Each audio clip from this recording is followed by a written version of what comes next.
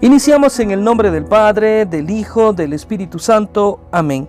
Hoy, 28 de enero, la Iglesia celebra a San Pedro Nolasco, fundador de la Orden de Nuestra Señora de la Merced.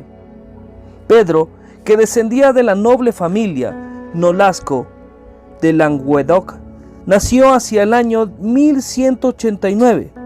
A los 15 años perdió a su padre, quien le heredó cuantiosas posesiones. El joven quedó bajo la tutela de su madre, que favoreció todas sus aspiraciones. Cuando llegó a la edad de casarse, Pedro empezó a considerarse seriamente la vanidad de todas las cosas terrenas. Una noche, atormentado por ese pensamiento, se postró en oración hasta la mañana siguiente, consagró su castidad a Dios y prometió repartir todo su patrimonio entre los pobres. Algunos autores afirman que Pedro tomó parte en la campaña de Simón de Montfort contra los albigenses. El conde venció a los herejes, derrotó y mató a Pedro de Aragón en la batalla de Múreg y tomó prisionero al hijo de este. Jaime tenía 5 años. Se cuenta que el conquistador puso al niño bajo la tutela de Pedro Nolasco, quien tenía entonces 25 años, y que les envió a los dos a España. Pero la mayoría de los historiadores admiten actualmente que no hay pruebas suficientes para relacionar a San Pedro con la campaña contra los albigenses, ni con la educación del futuro rey Jaime. En aquella época, los moros ocupaban la mayor parte de España, y una enorme multitud de cristianos vivían en la península y en África bajo su tiranía. La compasión de los pobres había sido siempre la virtud característica de Pedro. El triste espectáculo que ofrecían esos cristianos y la idea de los peligros a que se hallaban expuestas a su fe y a sus virtudes bajo tales amos, conmovió el corazón del santo, que empezó muy pronto, a gastar su fortuna en el rescate de cautivos. En cuanto veía un esclavo, exclamaba y decía así: almacenemos tesoros que no se pudren. Sus fervientes exhortaciones movieron a otros a dar limosnas para rescatar a los prisioneros. Finalmente, Pedro conmovió el proyecto de fundar una orden religiosa encargada de perpetuar una obra de caridad. Las dificultades no se escasearon, pero se cuenta que la Virgen se apareció a San Pedro, al rey de Aragón y a San Raimundo de Peñafort en la misma noche, y les animó a llevar a cabo el proyecto, asegurándoles que no les faltaría su patrocinio y su protección. San Raimundo, el director espiritual de San Pedro y del rey Jaime, se convirtió en un celoso promotor de la obra. El rey se constituyó en un protector de la orden y, para comenzar, le cedió un apartamento en su palacio. Es así como el 10 de agosto de 1223, el rey y San Raimundo condujeron a San Pedro a la iglesia y le presentaron a Berengenario, obispo de Barcelona, quien recibió los 3 votos religiosos del santo, e hizo ahí mismo un 4º voto, comprometiéndose a consagrar toda su fortuna y aún su libertad, si fuera necesario, a la redención de los cautivos. Sus seguidores hicieron lo mismo.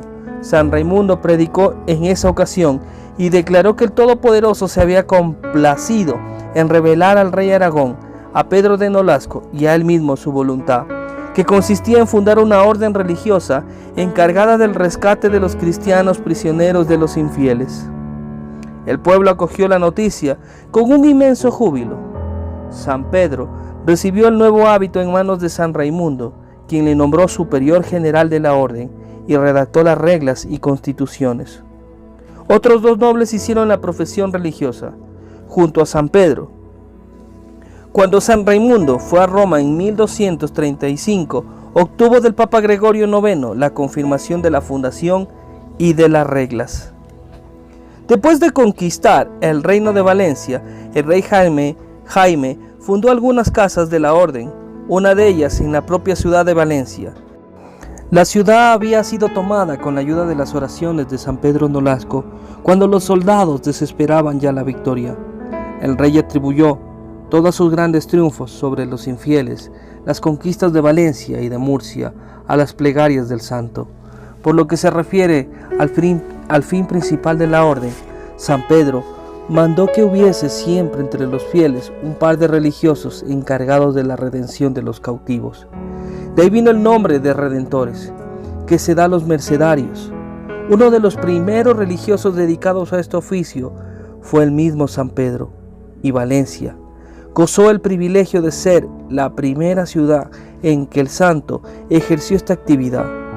San Pedro no se contentaba simplemente con consolar y rescatar a multitudes de cristianos, sino que, con su caridad y buen ejemplo, se convirtió en el instrumento del que Dios se valió para que muchos maometanos creyesen en Jesucristo. El santo hizo varios viajes a las regiones de la costa de España, ocupadas por los moros, así como una travesía por Argelia, en la que fue hecho prisionero. Pero los más terribles peligros no eran capaces de hacerle desistir de sus esfuerzos por convertir a los infieles, ya que el santo religioso estaba literalmente devorado por el deseo del martirio. San Pedro renunció a los oficios de superior general y de redentor pocos años antes de su muerte, ocurrida el día de la Natividad de 1256. En sus últimos momentos exhortó a los religiosos a la perseverancia y concluyó con estas palabras del salmista, que dice así: el Señor ha enviado redención a su pueblo y ha sellado su pacto para siempre. Enseguida encomendó el santo su alma a Dios, apelando a la caridad que había hecho venir a Jesucristo a redimirnos del cautiverio del demonio, y murió. Tenía entonces 67 años de edad. Dios honró sus reliquias con muchos milagros. La canonización tuvo lugar en 1628. El relato de la vida de San Pedro Nolasco, hecho por Albán Butler, que acabamos de resumir, sin ningún cambio sustancial, representa la versión tradicional de la Orden de la Merced, pero debemos confesar que muy pocos de sus datos han escapado de los ataques de los críticos, y lo menos que puede decirse es que todo lo relacionado con la fundación de la orden está envuelta en la incertidumbre. Las mismas fuentes mercedarias no están de acuerdo sobre la exacta fecha de fundación hecha en presencia del obispo Berengario. Algunas la sitúan en el año 1218, otras en el año 1223, como lo dice el artículo, otros más en 1228, y el padre Vacas Galindo en San Raimundo de Peñafort la sitúa en el año 1234. Como quedó dicho en su vida San Raimundo, el 23 de enero, hubo una violenta disputa entre los dominicos y los mercedarios sobre la importancia del papel de San Raimundo en la fundación de la orden. Los dominicos le atribuían un papel de primera importancia, entre tanto los mercedarios aseguraban que fue simplemente el confidente de San Pedro y que en la época de la fundación era canónigo en Barcelona y no había todavía entrado en la orden de Santo Domingo. Pero en la versión de los mercedarios hay un punto difícil de explicar.